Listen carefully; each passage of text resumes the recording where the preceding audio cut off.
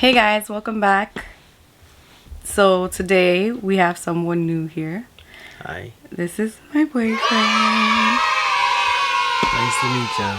This is Josh. I probably just covered his face. Today today's gonna be a little different. From like the first video I posted, obviously I spoke a little bit about the diagnosis, what happened before, things that I was experiencing, things that were happening during my diagnosis, and what happened after. So today we'll talk about a little bit about the fertility treatment and the process and everything that followed after. So you want to say anything else? Okay. So right after I was diagnosed, obviously, I think I mentioned that, you know, my doctor, my oncologist, had been a bit worried because, you know, we talked about fertility. Obviously, I have no kids. We have no kids. None. We only have our plant babies. We're our own kids. This is true. So that was really important for us, especially for me, because obviously who doesn't want kids? I mean, I know there are a lot of people that don't, but I know we did later on down the road. However, things happened, and luckily we had options, right? So that experience was hard as fuck, right, babe? Very difficult. Yeah. Everyday process. Yeah, it was. So they wanted to get things done right away because it was what, like October or something like that, and they had plans to start treatment in November, at the beginning of November. So I would say we were like already in mid-October with everything that had been happening before, you know, with more testing to be done to make sure that obviously the cancer didn't metastasize. So fast forward, that process was difficult because obviously COVID did a lot of shit.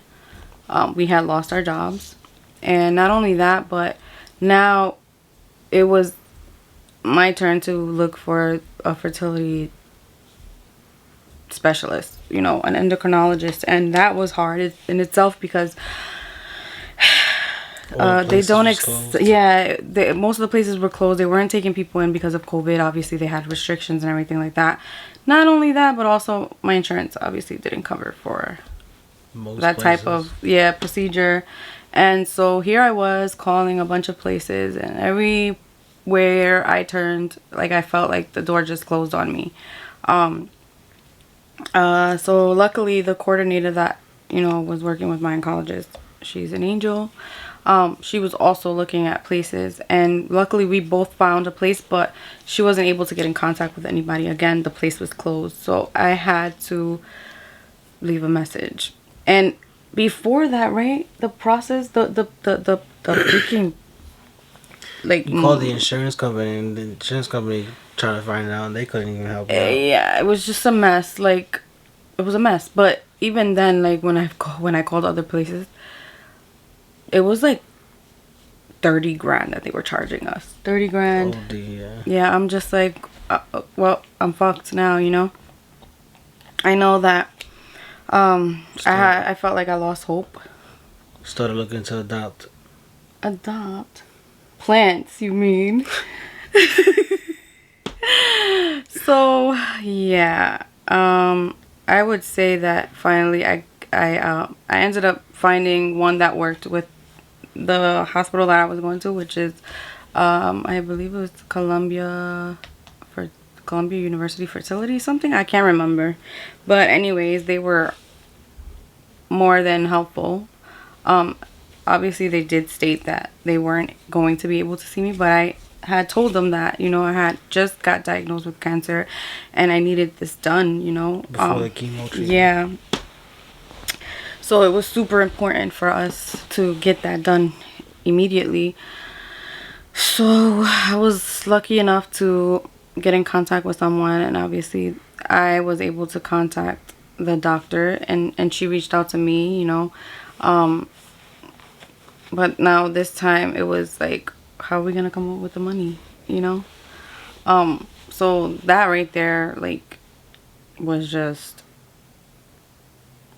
like horrible, because we lost our jobs, and the money that we had saved, it was just for an emergency, like, you know, look, we lost our jobs, we need to pay our rent, our bills, and all that stuff.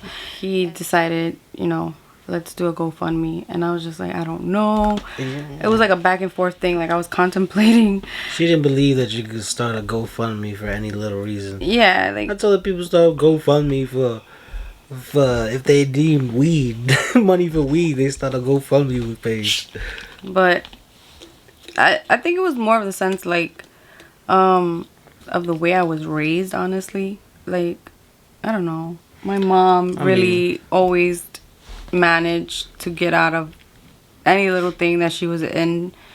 So I felt like I don't know, maybe it was like a pride thing, like, or I don't know, maybe it was the fact that also I felt like, you know, people were gonna judge me and talk shit, like, you know how people are so stupid sometimes, so ignorant. Like, I get it, you know, have a plan and stuff like that, but sometimes life happens and we're in no control of that. Like, honestly, we have no control over that. So it's like, okay, people could say, oh, they should have saved money for this, or they should have had we did save money for it, but it was obviously needed the help, I exactly guess. So it was just like that, I guess. It was more of like, it was playing with my mind, and either way I gave in eventually, and I was just like, fuck this shit. Let me just let go of my pride, and let me not focus on people's opinions, because this is my health and this is my body and this is what we wanted to do.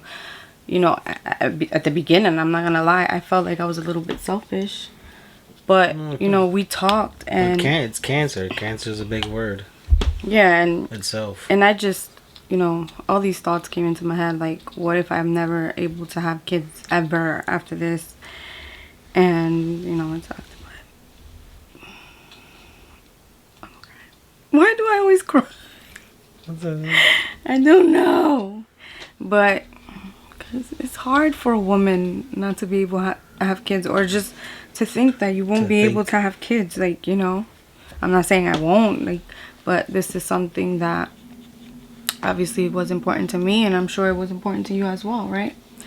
So that's what we got to do it right away. So, oh, man. They asked for the payment. Let me just say, away, I never got to thank anybody. I mean, I'm pretty sure I did over Instagram, but like making a personal video now, like, I just want to say thank you to everyone. My family, my friends, friends of the family friends, who have friends, strangers. Like, you get what I'm saying? It was just people we amazing. Never even seen. Yes. In fucking person. Like, the amount of support that I had, it was overwhelming, because I'm like, Jesus, there are good people out there, like, for real. Really like, good people. So thank you to you guys that we were able to retrieve our babies. Well, my babies. Because it was my eggs that were frozen. 18 of them, right? 17. 17. Yes, 17. So that was amazing. We were aiming for 21, which was what my doctor had stated. But 17. She was super happy, and I couldn't. So we could have 17 babies. We'll see. 17. Why not? But it's crazy. I think the hardest process of all of this was, yes, finding the fertility doctor and trying to gather the money and stuff like that. But most, it was after the fact that I had to start injecting myself with the medication. And let me just tell you guys, for those who don't know, there are organizations that work with cancer patients, like Livestrong, which was one of the organizations that my fertility doctor mentioned to me. Honestly, I'm telling you, this has been a learning progress. It just amazes me how Livestrong's been around for a while, though. Yeah, it has. So I'm so grateful to them as well, because if it weren't for them, I wouldn't be able to have gotten the medication, because the medication itself was super expensive. And I know that sometimes economically we are not all there. So that's why, again, I'm making these videos to, like, just tell you guys, like, there are places and people and organizations that can help you with this. Like, it's incredible. But once the injection started, like, it was every in the afternoon. It was twice a day, in the afternoon and before bed. And I think that was the hardest thing, because I've never injected myself. I asked him and he couldn't. Like, he was freaking out. Do with needles? Yeah, he was freaking out. He freaked out, so I had to do it myself. I've done it for my mom, who's diabetic, but never on myself. And I was freaking out. It's not fun. I know that my mom used to, well, she's always like, it hurts. But I'm like, oh no, it's okay. It'll go away. No, it hurts like hell. And the side effects, Hives. yeah, I don't know if it was because of my anxiety, you know, being diagnosed with cancer and then going through this fertility, and what if it doesn't work? That was the thing too. What if the fertility treatment don't work? What if they are not able to retrieve enough eggs or no eggs whatsoever? You know what I'm saying? There could be a lot of complications, and then Like that's your money just gone to waste, like pretty much. One time you missed one of the shots. Yeah, well, it's not that I missed it. Like by a couple minutes. Yeah, you had to do it. Yeah, I was freaking out. We were coming back from, I don't know, an appointment, and I had the needles, the medication with me. You were stuck in traffic. Yeah, and I was just freaking out, like, oh my god. Like, anyways, so you have to be punctual, like on point with the medication. It hurt. Hell yeah, it hurt. The two types of medication that they gave me were Gonal, and I think it was Cetrotide. So I wrote everything down. Super important, you guys. Like, always keep notes, and that's exactly what I'm not even gonna lie to you guys. Like, it looks like scribble scrabble, but no, there were pages. The things that you could experience with all these medications was a yeast infection. Well, mostly because I had to get an ultrasound almost every day when I went in, so this was like an everyday thing. And then blood work, which would check my hormones, see how they were doing. And yeah, and then obviously the ultrasound, where they would see how the follicles were doing, how they were growing, if they were growing, how many were growing. And then obviously at one point I got freaked out, but that was towards the ending when they found like a cyst in my ovary. So I'm like, Jesus Christ, what else are they gonna find in me, you know? But they explained to me that that was something normal that can happen. That sometimes it occurs like after you get your period or something like that, so it eventually leaves.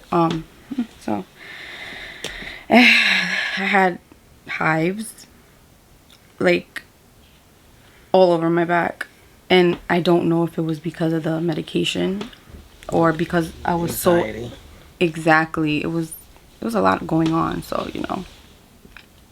But yeah, that was it. I mean, it was super stressful.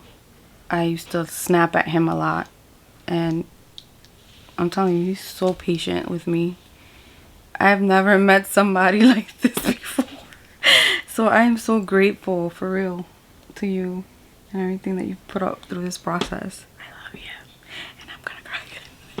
I'm so emotional. Okay, I've cried a lot, but I'm not gonna do it today. She's gotta make more videos. Oh, Lord Jesus. Okay. But yeah, after that was over, I ended up you know, getting the egg retrieval, which was the last day. And I was nervous as hell. Anesthesia. Yeah, I hate anesthesia. I don't like anything that puts me to sleep, honestly. I don't like the way it feels after you wake up. I don't. But anyways, it was super easy. The staff was so nice. I just went into the room and waited for the anesthesiologist to come out. We talked a little bit, and then I waited until my doctor came in. You know, she explained to me the process all over again, and then obviously, you know, stick a needle inside it and take your babies out. And well, yeah, my babies. And then, you know, if I had any questions, you know, yeah, it is crazy, but it's incredible how technology, yeah, works. Yeah, science is amazing. So I knocked out, and I woke up in the recovery area. I bled a little bit, it was normal. And spoke a little bit more with her, and then I came home and I was fine, right? Yeah, I we was drove. chilling, like, a little pain, obviously. The When you're doing the IVF treatment, it does make you bloated like hell, and it does hurt. It feels crazy. But just a little pressure after the retrieval. And yeah, I mean, it was a crazy experience. I was the youngest one there, so it felt weird, and it just felt weird because I was the youngest, and people would stare like, what the hell is this girl doing here? The nurses would even ask me, and I would just be like, well, I have cancer. Like, I have to do this as soon as Before you get possible. chemo. Exactly, and I know that there were a lot of people that were like, oh, well, you're young, you might have kids after that, but you never know. You really don't know. You can't really trust.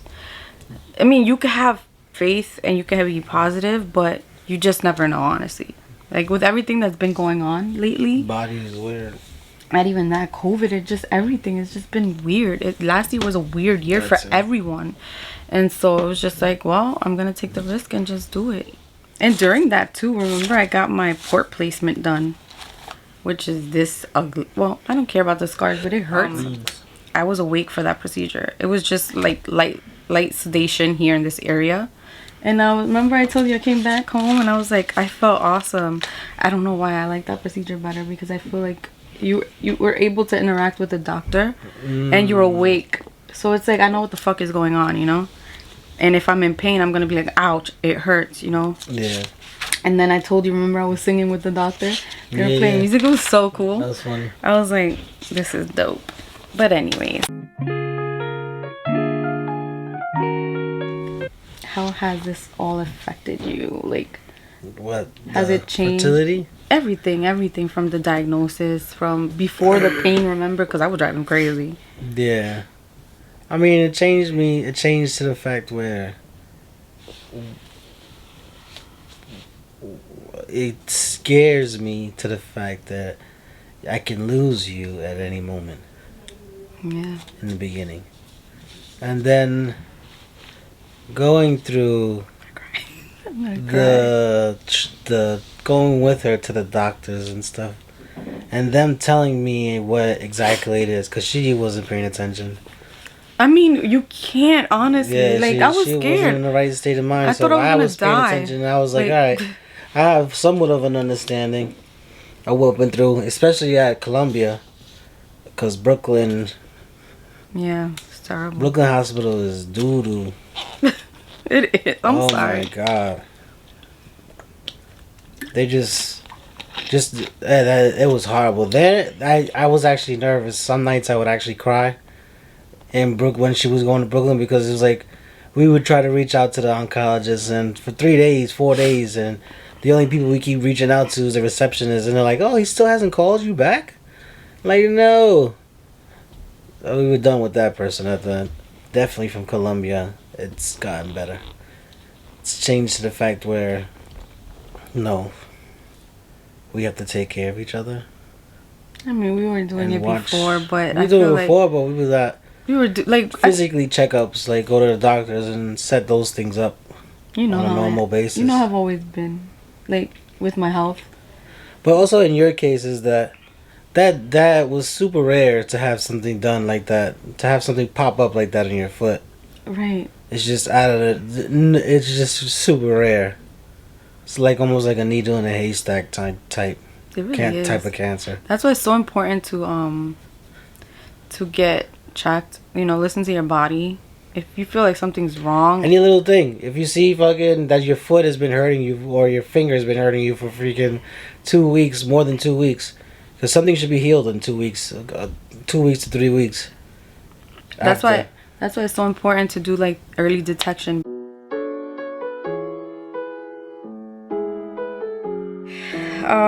Do you think it has changed you as a person?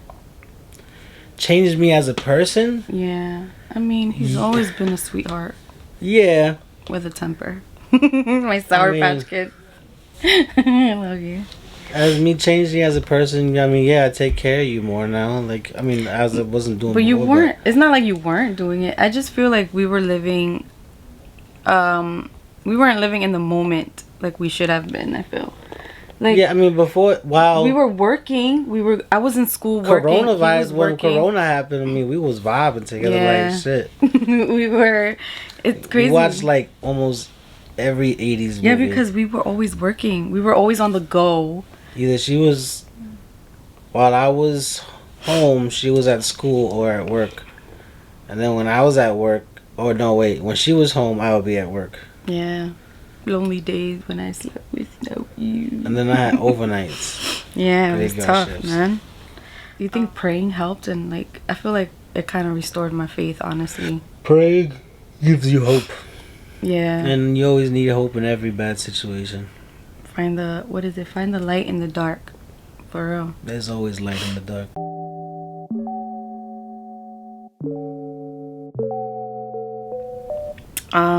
How did you feel? Like, what was going through your mind when I was doing the fertility treatment and then chemo? Because there's a difference. The fertility thing was like, all right, we gotta drive all the way from upstate all the way to Columbus Circle. She goes upstairs for 15 minutes.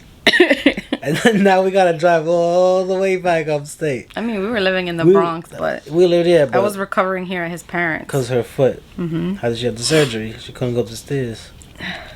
And that was the only process that was tough because waking up super early in the morning. 5. Oh, remember when we woke up? 6 o'clock in the morning. 5:30. You got to enjoy your little smoking session. So. Smoking sessions. I got to thank her for my iPad Pro. Yeah. It kept him sane and occupied. I've been chilling on the iPad Pro. What about chemo? Chemo was tough because seeing you like that, it kind of bothered me. Because I would be like, after your treatments, I would be like, let's watch a movie together, and you didn't have no energy to do none of that. It was kind of sad because, I wanted to do stuff with you, but you couldn't do it. But other than that, like, I don't know. Chemo was hard. I don't want to talk too much about it because chemo sucks. It's just draining. That's all it was.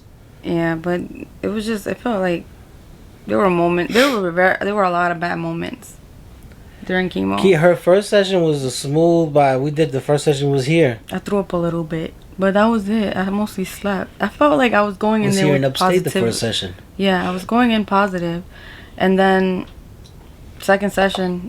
Second session, we went home because we waited for the second session. Then we did the second flights session. Of stairs. And then it was over with. That's it. The beauty. The smell was going away. Everything was smelling to her, like making her gag. And all I heard was gag.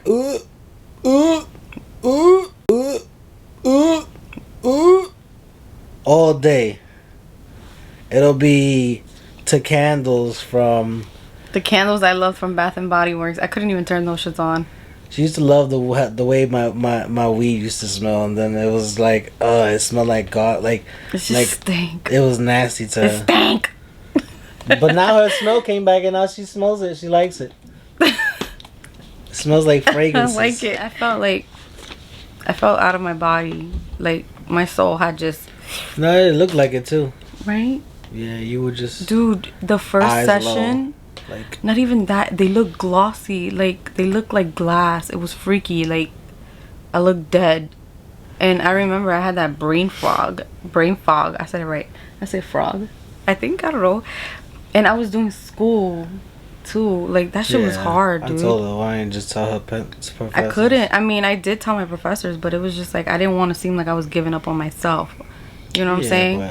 So that's just how I am, man. Like, I'm too tough on myself, and I have to take it easy sometimes. That's what I'm learning. I do, and I've been trying to like learn not to like really go too crazy over things that I have no control over. But there were times where I just like he would pick me up off the bed, like literally grab me, and I felt like I was just like floating in the air.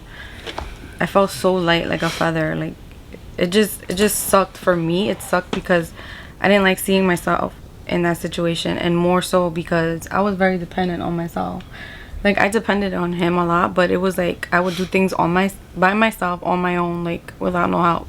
And then I wouldn't ask for the help. Sometimes I would just be like, I got this. Mm-hmm. And seeing myself like that, man, it just like, it really struck a nerve. Like, here I was depending on somebody now, and I had no choice. I needed him. So, like, it was hard. Even him making me food and stuff like that. I know he would get stressed and like frustrated. She had to call her mom to come make her food. Yeah, because I missed my mom, man. There's nothing like your mom. There's nothing like it, and I'm blessed that she's still around, because I felt like a kid during that time.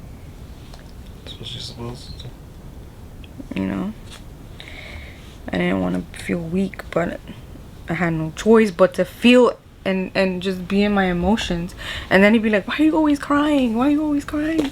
Because it's hard to get from where you were to where you are now. Like, you're in the process of it, and you're still doing it. You know, so I allow myself to be in my feelings. I always tell you, there better be tears of joy. Of course. But you know, you have to allow yourself to feel the emotions, because if you just keep it bottled in, you're never really dealing with anything. You're never dealing with it. But you know, obviously, you can't let it linger for too long, because then you stay stuck there. But you have to let yourself feel the emotions. You have to let yourself cry. If you need to, cry all you want. Cry by yourself. I've done it plenty of times, you know. And I mean, obviously, you became my caretaker. Who would have freaking thought? Nurse Josh. I was watching her booty. He was awesome. Yeah, he did. Yo, there were times that I didn't even want to get up and wash myself. He had to bathe me. He had to shower me. It was like, I felt like I was depressed, right? I was just like, I didn't want to do nothing. I just want to be there. Laid on the couch watching TV. Nothing. And then, like, once I was in my mood, I would cook, right? I was cooking. I was cleaning. That was after the whole session. Like, you would... Yeah, after I started recovering. It'll take 2 days for you to, like, regenerate all your cells back and, like, all your energy back. Sometimes. But... I mean, yeah, I did it. I was up and going. Like, I was cleaning the house. I was freaking washing dishes. Doing too much. Yeah, he would tell me. Yeah, I did get fatigued. I ain't gonna front. But it's like, well, I can't be doing nothing. I mean, I'm stuck in the house, immunocompromised. Can't look at the world. Can't see people. Yo, I swear, I wanted to go out, because this is him and I. We are what, yin and yang. I swear, he is total opposite of me. He's mad chill. He's an introvert. I'm extroverted. I like to meet people. I like to talk to people. She's a club person. I'm a house party person. Hey, I just calm down, okay? Chill out. But sometimes you need to go out. Like, I want to see the sun. I want to see the clouds. Oh, yeah, you know? Adventures are fun, of course. Yeah. That's a different story. So, you know, we balance each other out, but it's like, I'm always on the go. Like, I always want to do something. I don't know. That's just how I am. And I like PlayStation. Yes, he does. And it drives me crazy. So, I don't know. Maybe I love you so much. I love you more. Where my ring at? I know, right? It's in the sky. Look at Saturn. Mother, you better not. No, I'm just kidding. So, I mean, how has it been becoming, you know, my caretaker, from my boyfriend to my caretaker and everything like that? Obviously, we already covered that, but it's just like, I want to hear it from you. Like, what are your thoughts on the good, the bad, the ugly? Because obviously, there's good, there's bad, and there's ugly days. But, you know, you have to rise above that. And he's taught me so much about myself and about positivity and stuff like that, honestly. For real. Stay positive. Let the negative out. All right, but I asked you a question. You just forgot. I mean, as being a caretaker, I mean, it felt like an honor doing that. Oh, I mean, it felt like I was doing the right thing. And, I mean, you're the only woman in my life right now. And I just lost, last, I don't know, 2 years ago. Yeah. I lost my grandmother. Rest in peace, Nana. Rest in peace, Juana. And then thinking that I was gonna lose you, it kind of hurt me to the point where I was depressed, and I didn't want to see you in that way. So in the beginning, when you were diagnosed, I was like kind of playing video games and helping you out at the same time, because my video games was like my escape from your diagnosis. So guys, we will leave you with that. I hope that this video brings you a lot of things, good things, positive things, and most importantly, I've enjoyed my time making this video. I really feel like, I really feel like this is it, just try to like guide you guys, whatever you may be going through, exactly. This cancer shit is no joke. It's rare. But just remember that there are organizations that can help you. There are other alternatives, and definitely, there will be some dark days, but overall, you'll get through it. Yes. You just gotta find the light and get yourself out of there, and allow yourself to feel all the emotions that you're feeling and release it as much as you can. But remember, don't ever let it linger for too long. So, anything else? Alright guys, just love yourself and love others like you love yourself. Okie dokes. Peace.